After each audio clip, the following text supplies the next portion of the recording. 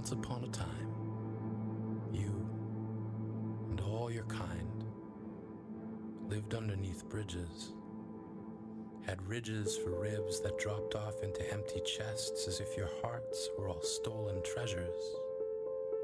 As if an excavation crew were hired to dig up and remove the part of you that let you feel. And while the world above you invented the wheel, you stayed put, knowing it would one day need to roll over top of you to get to where it's going.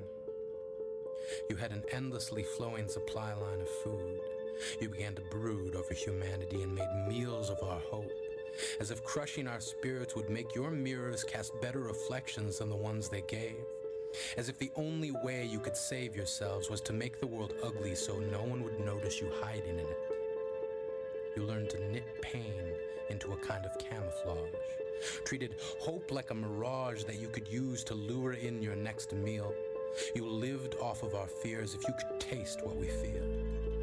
And every night, as the moon read bedtime stories to sunlight, you took darkness as an invite to head out into the world. You curled your hands into wrecking balls. Your breath became squalls. You made rocks rumble. You made land shiver. You made boys and girls pray that someone would deliver them from you. We told them, you aren't real. And then one day, the world changed. But you all stayed the same. Just migrated from living underneath bridges to living underneath information superhighways. Days and nights became meaningless. Each already deepened chest became an abyss that no one would ever find the bottom of. Concepts like love fell into your gravity. We turned ourselves into life preservers, hoping to save as many as we could. But the fathers who stood guarding closet doors and the mothers who secured the floors underneath beds all shook their heads, not knowing how to deal with you.